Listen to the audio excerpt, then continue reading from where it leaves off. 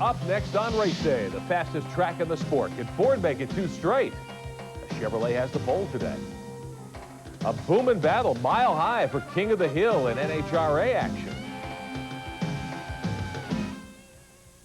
And we mark the passing of an international racing maestro. It is race day, Sunday, July 23rd, 1995. Good morning. Welcome to Race Day. I'm Rick Benjamin. Today, a pivotal day in the 95 season. Virtually all the big league racing series in action today. We're packed with previews and highlights, so hang on. We've got a lot ahead. In just 90 minutes, the Winston Cup stars roll out onto the biggest, most brutal speedway of them all, the 2.66-mile Tri-Oval at Talladega, hosting the second event of the season there. Back in May, Mark Martin notched one of only 3 Ford victories so far this year. Last week at Pocono, Ford again was in victory lane. Let's go to Talladega, where Race Day's Glenn Jarrett is standing by to tell us more. Glenn, your brother Dale had a great week last week. A lot of folks, that was because you didn't get a chance to pick him to win. What's going on there today? Well, Rick, the playing field at Talladega has been leveled again. Of course, the NASCAR rule changes that gave the Fords and the Pontiacs a little advantage in spoiler and front air dam height.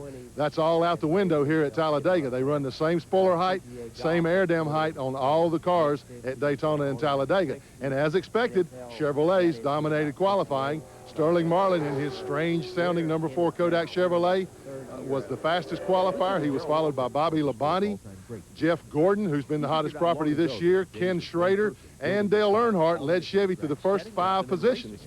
Now, Earnhardt has been on a little bit of a downhill slide lately. He has lost 264 points to Jeff Gordon in the last 5 races, falling from first place in the standings to 4th place. And he's looking for this trip to Talladega to help turn things around for him. The monkey sort of jumped on us, and if he gets off before we can run very good, I believe we'll be okay. But it's just one of them racing things, and we understand it as champions and been there before type situation. Is you just, go through it and try to work through it and get it turned around for them. Now, Mark Martin, who won the race here last spring, qualified in 11th position, but Mark was involved in a tremendous crash in yesterday's Busch Grand National race. He's got a pretty sore knee. He says he'll be okay. He's going to go the distance. The guy that I think was the biggest surprise to me, Terry Labonte's number 5 Kellogg Chevrolet, will start 38th. Now, a lot of good cars had to use provisionals. Bobby Hamilton had to use one. Derek Cope uses a provisional. Kyle Petty, Ward Burton, and Bill Elliott. He started first last week. He starts last this week. Mighty disappointing for Elliott. The most notable guy that had to go home, Jimmy Hensley in the MBNA Pontiac, didn't make the show. All right, thanks, Glenn. We'll head back to Talladega to get more on today's Winston Cup action. The Die Hard 500 at 1 o'clock Eastern, and we'll preview that further later on in our broadcast. The eyes of the two-wheeled world on Monterey, California today, the World Superbike Circus at Laguna Seca Raceway, the only World Championship Series on 2 or 4 wheels to visit the United States this season. Our Ralph Shaheen is standing by live in Monterey. Ralph, folks who watched TNN saw some of these same competitors at the Daytona 200 earlier this year. Who should we be watching for today? Well, Rick, as you can see, it's only about 8:30 in the morning here in Monterey, and it's pretty quiet on pit road where the best World Superbike racers are going to be gathering for the first time in America in some 4 years. And they're all going to be trying to get right up here on top of the victory podium. Now, the man on the pole is one we like to call our own here in the States. This is Troy Corser. He is from Australia, but you are the reigning Superbike champ for the AMA. Are the European riders going to dominate here today, or do the Americans stand a chance? Yeah, I think the racing's going to be fairly close today. Looking at the times yesterday, there's not a big difference between sort of the top 5, and so I think it's going to be fairly close racing if the weather stays really nice. Well, run rider who you saw quite a bit here on TNN a few weeks back was Mike Hale. He had busted ribs, broken lung, and now you're back and you are the fastest American and you're starting second on the grid. What's it going to take for an American to win here today at Laguna? Well, like Troy said, it's going to be some tough racing, close racing today. There's a lot of guys that are going fast. We've got the Honda working really good today, so we're hoping for a good show and have an American up on the roster. Rick, the one place they all want to get, right here, top of the rostrum. And one rider who's really going to have a tough time getting here is Carl Fogarty, the reigning world champion. He will start 12th after falling off yesterday. And Ralph, Miguel Duhamel has already picked up a win there, we understand, this weekend. Miguel won yesterday in the 600 Supersport race. He is, of course, Mike Hale's teammate. He has won the last 4 AMA Superbike races and you can be sure he will be one to watch for today. All right, thanks, Ralph Shaheen. Live at Laguna Seca. We'll have all the highlights for you, let you know who took the checkered flags first today on the PM edition of Race Day, 7:30 Eastern. Well, today's Die Hard 500 at Talladega for the Winston Cuppers pays off a full racing weekend in Alabama. The Busch Series first took to the Talladega High Banks 3 years ago, and since then, Winston Cup stars had stolen all the thunder, winning the first 3 Grand National events. Race Day's Matt Yoakum tells us yesterday it was payback time for the BGN stars. The tone of the race was set early. Drivers would need survival instincts and a lot of luck to make the finish. The first of a record 8 cautions flew in only 9 laps. Johnny Benson and Ward Burton battled for the same real estate. Burton did the flounder and ended up on his roof. 11 cars were collected in the melee. Holding up the Winston Cup honor fell onto the shoulders of Michael Waltrip and Jimmy Spencer. They swapped the lead back and forth until Michael went to the grass off of turn 4 with Spencer's help. Meanwhile, the BGN title protagonists, Chad Little and Johnny Benson, were hunting points running comfortably in the top 5, while others eliminated themselves in accidents. The most serious occurred with less than 10 laps to go. Rookie Jeff Fuller ran side-by-side with Rick Wilson, then lost the air off his rear spoiler. He spun in front of a surprised Benson, who narrowly escapes the carnage that followed. Randy LaJoy in the 6th car took the wildest ride, going over, while Robbie Reiser took the hardest hit from the inside concrete wall and was taken to the local hospital. And with debris scattered everywhere, even the pace car couldn't escape getting a tow after a flat. Once the track was cleared, the expectations were high for a one-lap shootout. Chad Little held the lead off of turn 2, giving Jimmy Spencer some of his own medicine, throwing the big block down the backstretch. Little, the Daytona winner, had the momentum off of turn 4 to win the race back to the checkers for his season's 5th win. Kenny Wallace turned in a stellar performance, fighting back from a stop-and-go penalty to grab 3rd, with points leader Johnny Benson finishing 5th. Little's win tightens up the Speed Stick Fast Track point standings, brought to you by Menon. Benson's lead is dwindled to only 51 points over Little, with Jeff Green 318 points back in 3rd. Reporting for Race Day, I'm Matt Yoakum. All right, thanks, Matt. Now, we've checked this morning. Robbie Reiser, who took that hard hit yesterday at Talladega, serious but stable condition at the Caraway Medical Center in Birmingham. He has suffered a closed head injury. We're told for now, at least, he is in intensive care. The Busch Series team's back at it next Saturday afternoon at South Boston, Virginia. You'll see that short track chase live here on TNN following our coverage of the Heartland Park Road Race for the Super Trucks. Hope you can be with us next week here on TNN. More to come on Race Day. Our continuing series on the business of motorsports will have a look at some of the new tracks being built around the country. And when we come back, an update on the Mile High set, the straight liners running at Denver, and very fast speeds at Cleveland. All that and more coming up.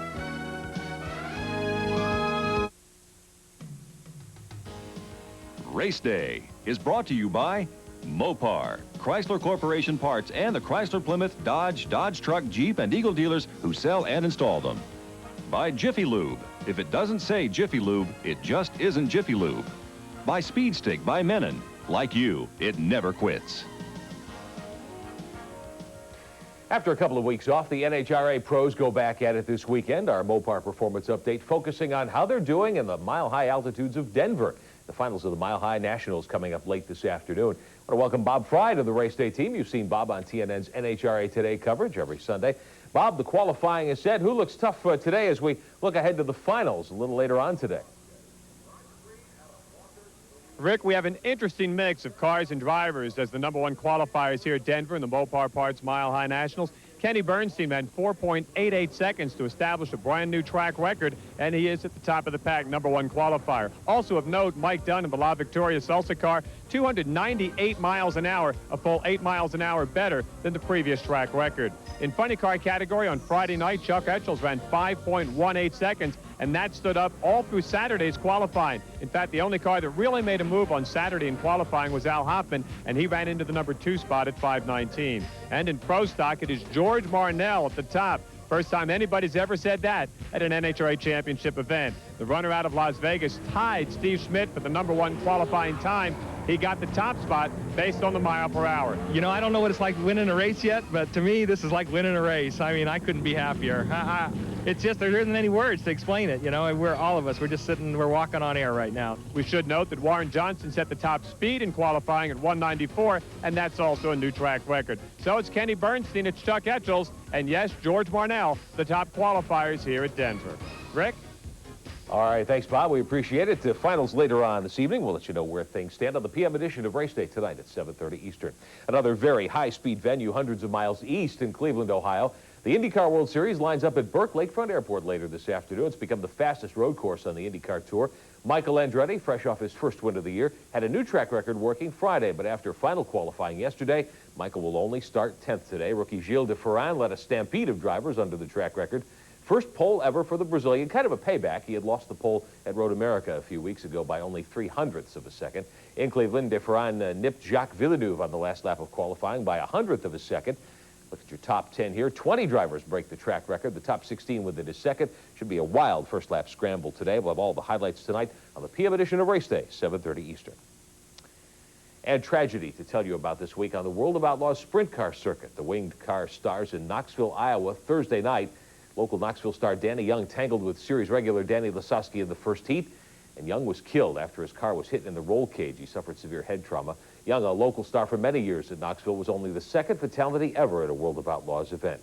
In the feature at Knoxville, Steve Kinzer the winner. Jack Haudenschild lost a motor early as DNF gave the series point lead back to Dave Blaney. Many of the Outlaw teams busy at Eldora, Ohio last night, the annual Kings Royal. The Outlaw point leader Blaney took the Casey Luna car to the $50,000 winner's check. We'll be back on Race Day. Back on Race Day, the rumor mill in NASCAR has been churning out more storylines than a Tom Clancy novel, so we sent Glenn Jarrett out to sort the fact from the fiction. Let's go back to Talladega, find out the latest as silly season starts to progress and drivers start to decide where they're going at the end of the current season. Preparations for today's race continue here at Talladega. You know, this is the time of the year when the rumor mills are running full throttle. Haven't slowed down here. And lately, some of the most persistent rumors have been about Robert Yates Racing and driver Dale Jarrett and last year's driver Ernie Irvan. What's going to happen? Yates has gone on record saying that Irvan is his driver for next year, but there have been rumors lately that Allied Signal would replace Texaco Haviland as the primary sponsor on the car. We asked Yates about that. He's adamant that that is not the case. It was incorrect, no substance to it. Throw that paper away. I chewed the guy out that wrote it. I didn't read it all, but there's no substance to that. If Ernie Irvan's recovery is complete and he is in the 28 car next year, where does that leave this year's driver, Dale Jarrett? Well, I know for a fact that he has been trying to put a team together on his own. That's what he wants to do for next year. He has talked to some potential sponsors. He has also talked to a couple of other race teams. If he had his druthers, it would be that he would be racing for Dale Jarrett. The potential sponsors have not signed up yet, so he's still looking. Right now, he says that's the only thing he can do. All right, thanks, Glenn. Back to Talladega for Glenn's predictions. And Dale, by the way, has asked that we not let Glenn pick him today. Our roundtable of predictions coming up in minutes. Well, last week we told you how the business of motorsport is growing at a record pace. Now a $2 billion a year enterprise. One major way that growth is manifest, the explosion in superspeedway construction. Nearly 20 years had passed between the death of Ontario in California and the birth of the beautiful new mile at Loudon, New Hampshire a few years ago. Well, now it seems everybody who's anybody is coming to the table to play in this high-stakes game. For years, the conventional wisdom held that no new speedways could be built in the U.S., too costly, too difficult environmentally. But as Major League Racing's cash flow has become a flood, the conventional wisdom's been turned upside down. First, New Hampshire, just 50 miles outside of Boston. Penske rebuilding and reviving the mile at Nazareth, Pennsylvania. And now in the mid-90s, new projects. Penske Speedway's building their California Speedway, not far from Ontario. I think they're going in the right direction. We need California, we need a couple others. And Ralph Sanchez building his mile-and-a-half speedway and road course combo just south of Miami in Homestead, Florida. We looked at several sites in South Florida. Homestead was always one on the top three for a number of reasons. First of all, we have three different exits on the Florida Turnpike that have access, that would give us access to the facility. Number two is adjacent to the Homestead Air Force Base, which also helps us with the noise requirements and the noise restrictions in the area. And another one is it's only 25 minutes south of Miami International Airport. They're about set to start building Bruton Smith's new Texas Motor Speedway just outside Fort Worth. Right now, we need to go from a heartland sport, which we are, to a top 10 market sport. So we got the heartland and the top 10 markets in the United States involved. And that means getting racetracks close in or close to major markets. And the Dallas-Fort Worth Metroplex is one of the strongest markets in the whole world. And Winston Cup racing is not there, and it needs to be. Maybe the sleeper of them all, the new Las Vegas Motor Speedway, now being built on the site of the current Vegas short track and drag strip. With gaming revenues, cash to build that project shouldn't be in question. And it is cash from ticket sales, sponsor deals, and TV rights fees that's driving this surge in speedway construction. These new tracks plan to host Indy cars in the NHRA, SCCA, or IMSA, but the key everywhere is NASCAR. Well, it's the time to do it. Winston Cup racing is just on a tremendous power curve, straight up, and we think it's going to last another 12 to 15 years. All that interest has created a tough problem. NASCAR doesn't want to extend the Cup schedule, but clearly they want to be in major markets like Los Angeles and Dallas, Miami, maybe Las Vegas. Tonight we'll examine that problem and whether there's going to be a glut of super speedways. We'll hear from the man ultimately who will decide which tracks join the tour, Bill France Jr., tonight on the PM edition of Race Day. And when we come back here, we'll salute the greatest road racer of our time. And as we take a timeout, let's take a look at what you can enjoy on television in motorsports. Winston Cup, IndyCar, Superbikes, and more. Don't go away. We're back in a moment.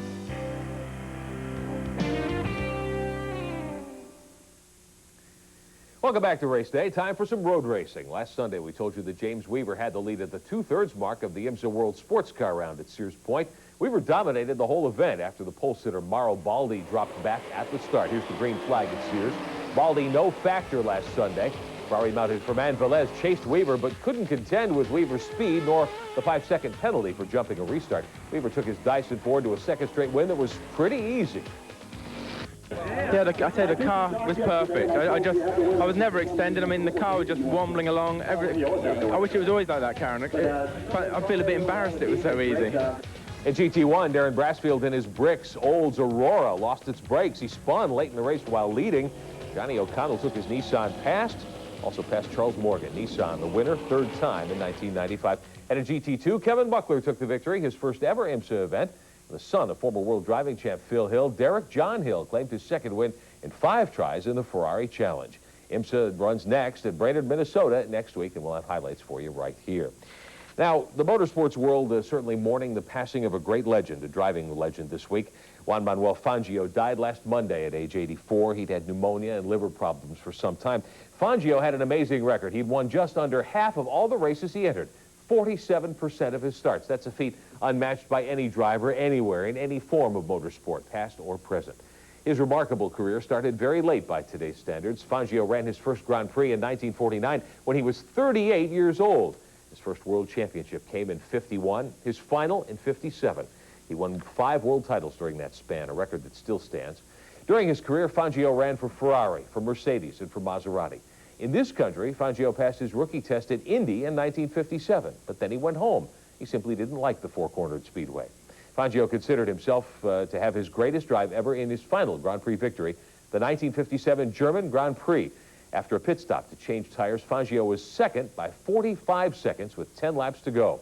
He made a pit stop to change tires then. Despite a broken seat, he stormed around the 14-mile Nürburgring, setting records with each successive trip, ultimately lowering the track record by 20 seconds. And on the last lap, he passed Mike Hawthorne to complete the greatest comeback ever in Grand Prix history. Juan Manuel Fangio, the standard by which all racers will forever be judged. It's unlikely that any will ever be able to measure up. Fangio, simply the greatest. We salute his life, his career, and his passing from the scene.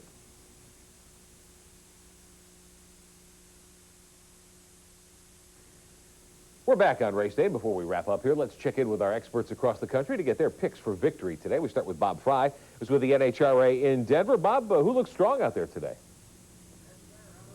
Rick, here's the way I see it going today at Denver. I like Mike Dunn in the top fuel category. He was the second qualifier at 489, ran almost 299 miles per hour, and 3 of the last 4 years, Mike Dunn's been in the finals right here. In funny car, it was Al Hoffman that made a big move yesterday, qualified in the 2 slot at 519. Best showing of the day by far. I like Al Hoffman. And in pro stock, until somebody proves to me they can knock off Warren Johnson, I like WJ. He runs the big speeds. He's been in the finals for the last 5 years here. So that's the way I see it. Rick?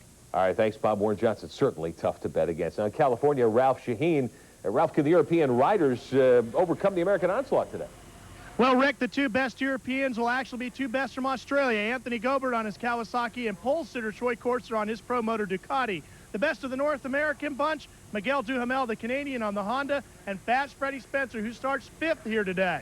But I think that the national anthem of the United States will be playing loudly over here at Laguna Seca today, and that the Stars and Stripes will be flying proudly as Mike Hale picks up the win here today. It should be a great day of racing here. Remember, there are 2 race formats here, so Hale is going to have to get the best of both of those. Let's check in now with Glenn Jarrett from Talladega. Oh, all right. Another chance to extend my perfect record of predictions. I haven't gotten one right yet. Maybe today will be different. On the Chevrolet side of things, I think today that Earnhardt is going to turn his little mini slide around right now. He's going to get that Talladega victory. These guys have worked hard all weekend. They got a strong car. Now, on the Ford point of view, I'm going to go with Mark Martin. I really think it'll be that 28 car and whoever that driver is, but I'm not saying his name. I'm not ever jinxing that guy again. All right, thanks, Glenn. We'll see how it plays out. Indy cars at Cleveland. I'll go with Jacques Villeneuve. Very strong. Starts near the front in a super fast race car. And we'll see how it all turns out tonight on the PM edition of Race Day, 7:30 Eastern. Also, we want to salute the winner of the Oxford 250, Dave Whitlock. Won $50,000 last Sunday night up at Oxford Plains in Maine in the ACT Tour event, the Oxford 250, a legendary round. Hope to show you some pictures from that. That's all the time we have on Race Day. A full day of speed ahead. We'll wrap it all up for you tonight at 7:30 Eastern. See you then.